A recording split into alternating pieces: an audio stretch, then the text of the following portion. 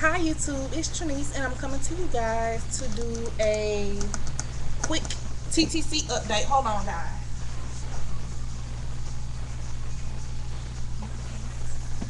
And I'm coming to you guys to do a quick TTC update. Excuse the background, I have to pick up my living room. You guys know how hard it is when you actually have a toddler that just messes up all day. I vacuumed earlier and picked up.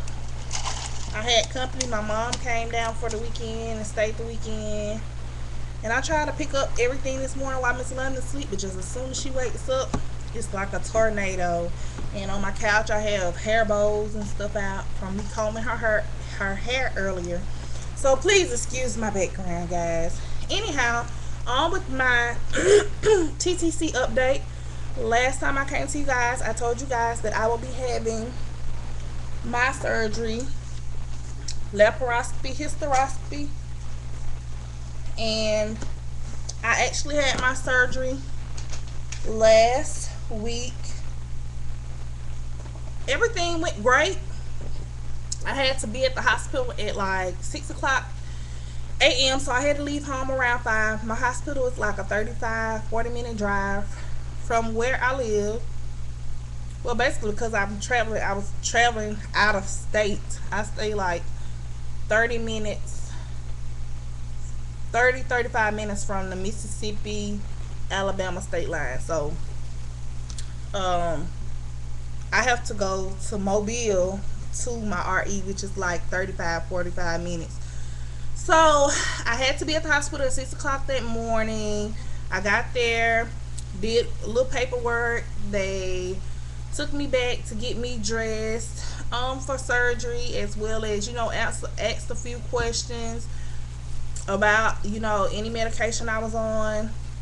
And then they started to put my IV in, and probably about 45 minutes later my doctor came in, and it was crazy. I actually had to get some more blood work done. For some reason, my blood work that I had done Monday of last week, which was my pre-op appointment, where they do your blood work and everything, make sure everything's right for surgery. They also do a pregnancy test. For some reason, my pregnancy test, my levels, HCG levels, came back borderline. I think my doctor said a 5 or something is considered positive on a pregnancy test, and mine came back a 5 or something like that. And so he had them to redo the blood work, and then it came back under 5. And of course I was on birth control, so we moved forward with me actually having the surgery. After the second blood work came back, he said it was fine for us to go move forward with the surgery. It was probably just a fluke with the lab, but I found that rather odd. I was like, oh my gosh.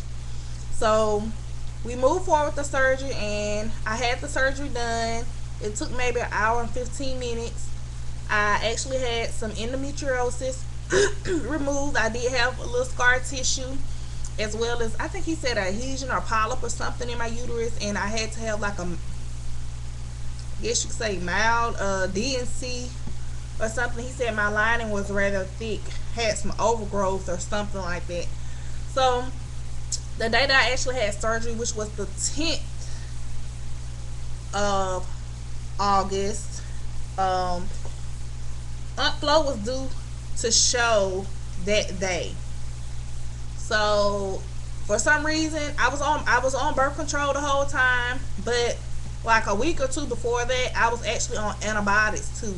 So it's a possibility it canceled out the birth control, but my doctor told me to continue to stay on it because I didn't want my period to start and have withdrawal bleeding. So I'm guessing since I had the DNC or had the surgery, my Aunt Flo has not showed at all.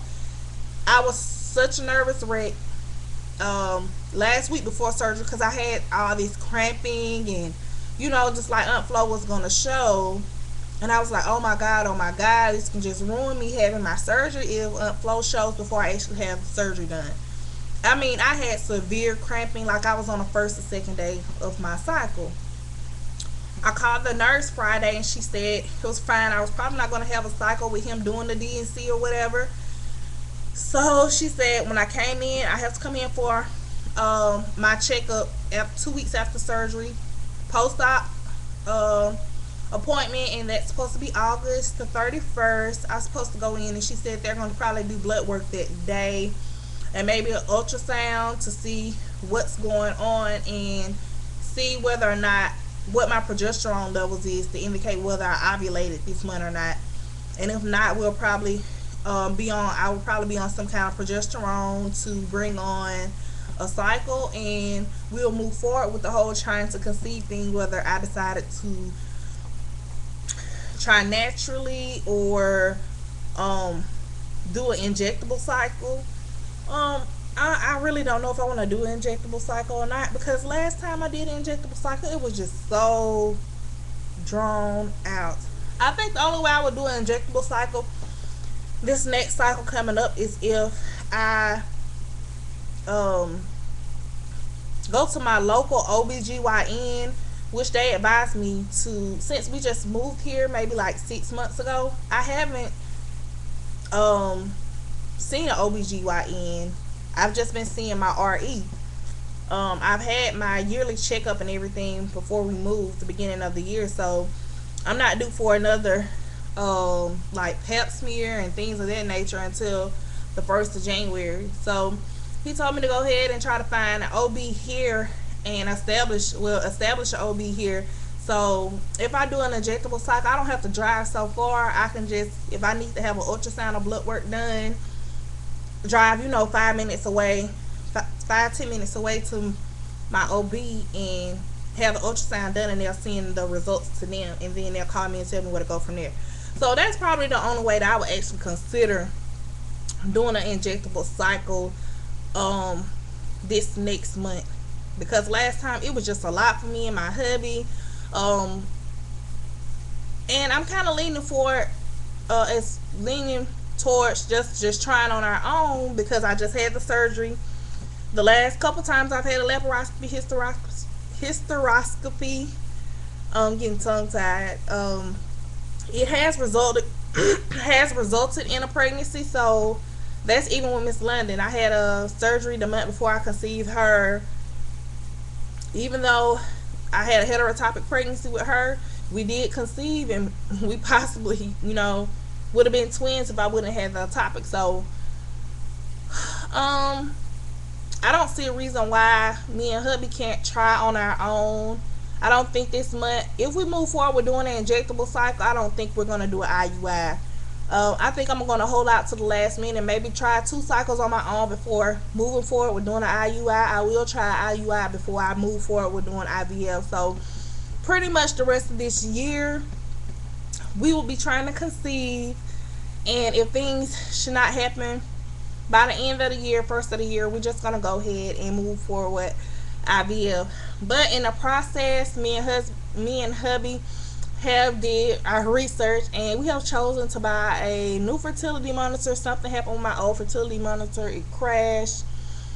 And I said, what the heck? I had also had my eye on this fertility monitor for a while, and I find it more economic for me, because the Clear Blue Easy fertility monitor that I had, I liked it, but it wasn't like, you're saving money, because you have to spend like $50 a month just on the test sticks for the fertility monitor, especially if you have long cycles or crazy cycles, where you normally would use 10 test sticks, 7 test sticks. You could possibly use 30, 20 something if you have a long cycle. So I spent like $200 on that Clear Blue Easy fertility monitor, and I've had it like for a couple of years now. But I decided to upgrade to the OvaQ fertility monitor. I purchased mine online at earlypregnancytest.com. My package came in the mail today, and this is it. I have yet to open it up and play around with it. But yeah, guys, this is my monitor. um and I actually purchased the sensor, the extra sensor, the vaginal sensor that comes along with it. It has a sensor for your tongue, and this is the vaginal sensor that actually confirms ovulation. So the monitor will tell you whether or not you ovulated or not, and I find that to be a plus with me because I never really get good positives on regular ovulation strips. I don't know what it is. The test line is never dark as the control line like it's supposed to in order for you to determine whether it's positive or not. They also gave me sent me 5 free pregnancy tests and a little just a little tattoo. I don't know if you can see that, but it says baby dust. I found that really really cute. But yes, guys, I purchased the OverQ fertility monitor. I'm really really excited about using it. That's another reason why I'm really not wanting to do a IUI. I kind of want to try this out and see how it works. Plus, buying a monitor was way cheaper than me actually doing an IUI. I think IUIs where I live cost around $500. My insurance does not cover it.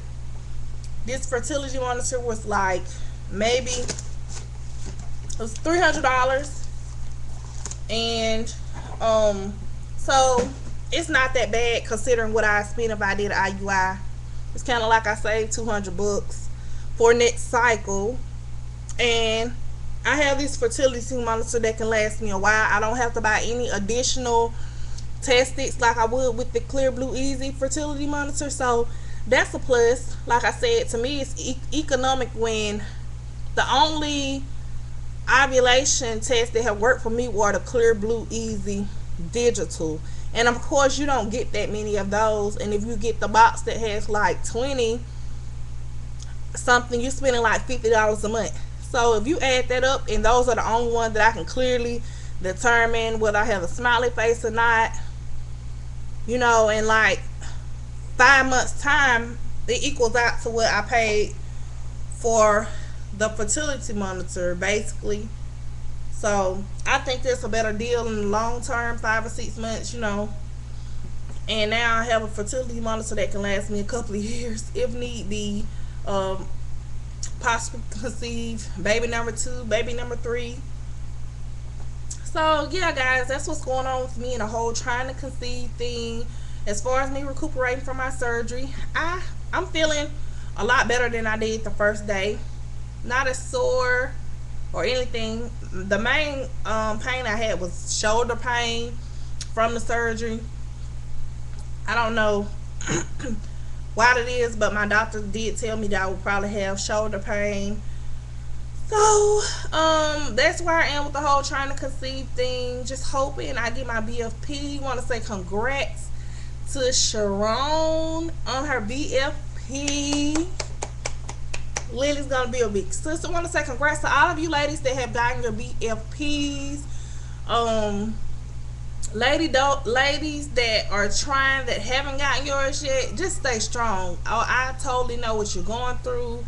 I was once in your shoes, and there again, it is really really frustrating. Everybody's getting their BFPs, you still waiting on yours. I just try not to stress out about it, but I want to, I'm really really excited for the ones that have gotten theirs, and I'm just trying to stay strong and keep the faith that sooner or later it's going to be my turn, and I'll be making a video saying, guys, guess what we're expecting. So I'm trying to keep my head up and stay positive, but I want to say congrats to all of you. Congrats to all of you that have had your babies, about to have your babies. Motherhood is such a enjoyable experience. Wouldn't trade it for the world. But until next time, peace and love, and God bless.